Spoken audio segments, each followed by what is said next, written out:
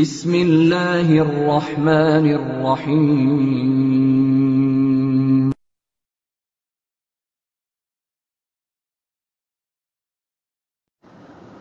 ওয়ালাইকুম আসসালাম রহমতুল্লাহ বারাকাতুহু। ভাইজান, আপনি জানতে চেয়েছেন যে আপনাদের এলাকার মসজিদটি পুনর্নির্মাণ চলতেছে, তো কিছু মুরব্বী আবদার করে বসেছেন যেন তাদেরকে মসজিদের পাশে জায়গা দেওয়া হয়,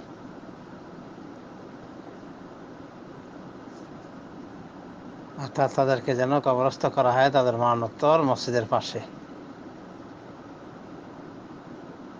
তো এরকম আবদার কতটুকু শরিয়া সম্মত? জবাব আবিল্লাহি তৌফিক, এরকম আবদার আসলে শরিয়া সম্মত নয়। বলা যায় যে এগুলো আমাদের আবেগ থেকে এগুলি আবদার এসে থাকে, যার ইসলামী শরিয়ায় কোনো ভিত্তি নাই।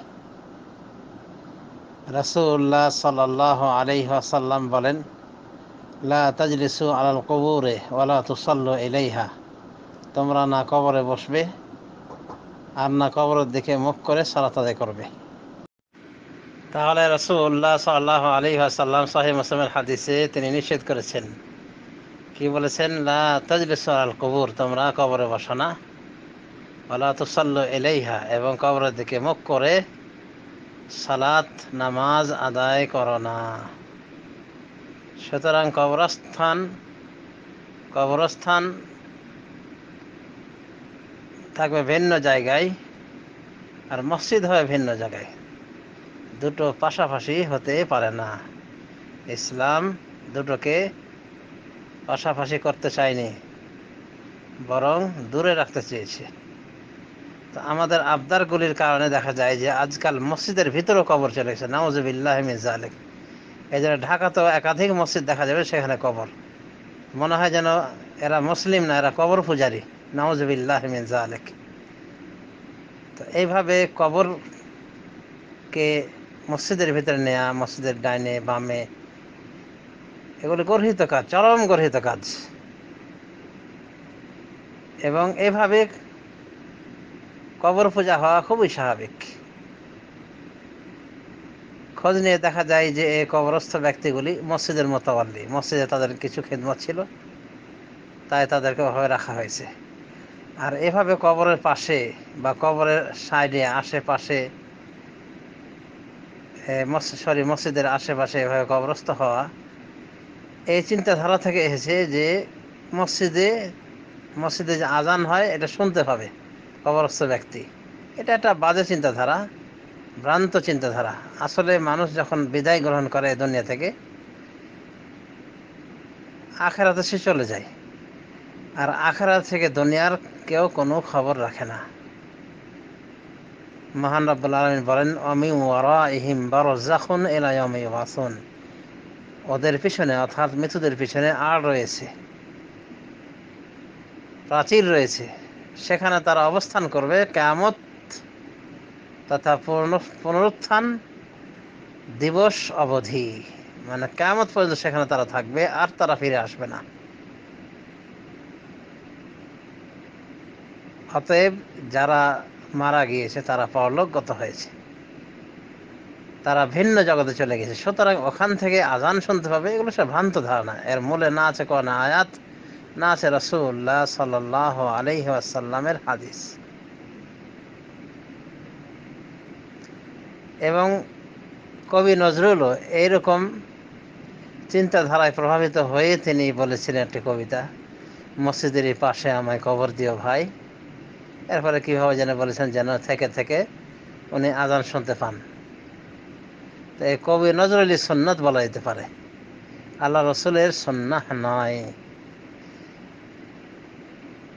নিয়ম হলো, সুন্নতি তরিকা হলো, মানুষ মারা যাবে তাকে কবরস্থানে মাটি দেওয়া হবে, কারণ কবরস্থানটা ওটা একটা মৃত ব্যক্তিদের অবস্থান, মৃত ব্যক্তিদের জায়গা, মৃত ব্যক্তিদের থাকার স্থান, মৃত ব্যক্তিরা যেন তারা একটা সমাজ।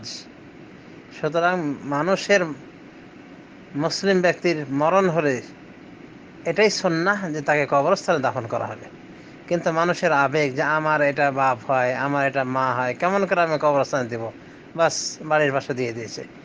এরপরে কতটা ফতোয়া আমরা শুনি যে হুজুর কি করা যাবে, বাড়ির পাশে কবর ছিল, এখন তো বাড়ি ঘর প্রশস্ত করতে হচ্ছে, ছেলে মেয়ে বেড়ে গিয়েছে, সদস্য সংখ্যা বাড়ির, এখন তো কবরটা সমস্যা হচ্ছে, এখন কি হাড় হাড্ডি ওটা অন্য জায়গায় স্থানান্তর করা যাবে, এই ফতোয়া আসে, আজে বাজে ফতোয়া কেন আসে? এজন্য আসে যে আবেগ প্রবণ হয়ে সুন্নাতের খেলাফ কাজ করেছে। মানে কবরস্থানে কবর না দিয়ে, কবরস্থান না করে আত্মীয় স্বজনকে বাড়ির পাশে রেখে দিয়েছে, বাড়ির আঙ্গিনায় রেখে দিয়েছে। বা মুরব্বীর আবদার ছিল যেন তাকে দূরে না নিয়ে যাওয়া হয়, ওখানে রেখে দেওয়া হয়। এগুলো ঠিক নয়, এগুলো সব আবেগ প্রবণ কথা, কোরআন সুন্নাহ বিরোধী কথা। সুন্নাহ তরিকা হলো কবরস্থান, কবরস্থ করা হয় ব্যক্তিকে কবরস্থানে। রাসূলুল্লাহ সাল্লাল্লাহু আলাইহি ওয়াসাল্লামের জামানাতে কবরস্থান ছিল, সে কবরস্থান এখন রয়েছে। বাকিউল গারকাত, যেটাকে অনেক মূর্খ মানুষ জান্নাতুল বাকি বলে থাকে, এই বিশ্বাসে যে ওখানে যারাই মারা যাবে তারাই জান্নাতি। আচ্ছা, মুশকিল হলো যে সেখানে মুশরিকের কবর রয়েছে, মুনাফিকের কবর রয়েছে, বেনামাজিরও কবর থাকা অস্বাভাবিক নয়। তো যাই হোক, এই কবরস্থান থাকার নিয়ম অতি পুরাতন। এমনকি রাসূলুল্লাহ সাল্লাল্লাহু আলাইহি ওয়াসাল্লাম তাকেও কবরস্থ করা হতো কবরস্থানে। যদি একখানা হাদিস সাহাবায়ে কেরাম না জানতেন, সে হাদিসটি হলো যে নবীগণ যেখানে মারা যান সেখানে তাদের কবর দেওয়া হয়, সেটাই হলো তাদের কবর। সেই হিসেবে রাসূলুল্লাহ সাল্লাল্লাহু আলাইহি ওয়াসাল্লাম মা আয়েশার ঘরে মারা গিয়েছিলেন, ওই মা আয়েশার ঘরকে কবর করা হয়েছে, তার খাটের নিচে নিচে তাকে দাফন করা হয়েছে মাটি খুঁড়ে। তো এটা নবী রাসূলের জন্য খাস। পরবর্তী দেখা গেল যে রাসূলুল্লাহ সাল্লাল্লাহু আলাইহি ওয়াসাল্লামের দুই বন্ধু শুধু বন্ধুত্বের জন্য তার পাশে সমাহিত হতে চাইলেন। তো ওটা তো মসজিদ ছিল না, মা আয়েশার ঘর, তা আবু বকর তার বন্ধুর পাশে থাকতে চাইলেন, সেই হিসেবে তাকে কবরস্থ করা হলো। আবু বকর পরবর্তীতে যখন ওমর রাদিয়াল্লাহু আনহু শহীদ হলেন, শহীদ হওয়ার পূর্বে তিনি আবদার করলেন মা আয়েশার কাছে যেন তাকে তার উভয় বন্ধুর পাশে যেন দাফন করা হয়, অনুমতি দেওয়া হয় যেন। মা আয়েশা বলেছিলেন যে আমি চেয়েছিলাম যে আমি সেখানে শায়িত হব, কিন্তু যেহেতু ওমর রাদিয়াল্লাহু আনহু শেষ আশা করেছেন, অন্তিম আশা করেছেন, অতএব আমি তার জন্য ওই জায়গাটুকু ছেড়ে দিলাম। এভাবে উনি তাকে স্থান করে দেন। ওমর রাদিয়াল্লাহু আনহু এভাবে শায়িত হন, সমাহিত হন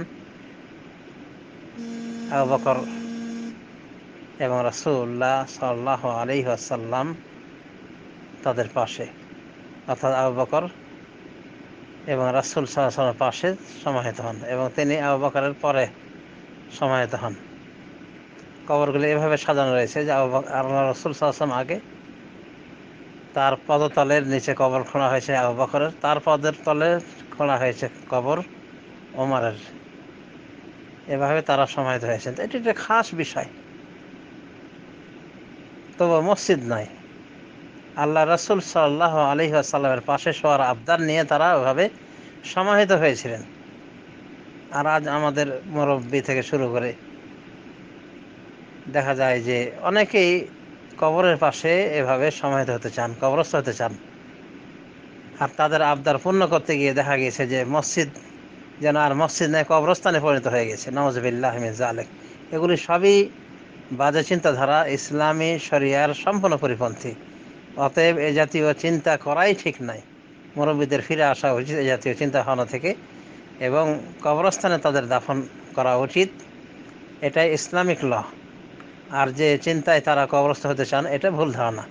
আসলে মানুষ মরে যাওয়ার পর কিছুই শোনে না, মানুষ মরে গেলে সে চলে যায় আখিরাতে, আখিরাত থেকে দুনিয়ার খবর রাখে। এই চিন্তাধারাটা একটা শিরকি চিন্তাধারা। আল্লাহ হেদায়েত করুন। হাদা ওয়া সাল্লাল্লাহু আলা নবিয়িনা মুহাম্মদ ওয়া আলা আলিহি ওয়া সাহবিহি আজমাইন। আসসালামু আলাইকুম ওয়া রাহমাতুল্লাহ।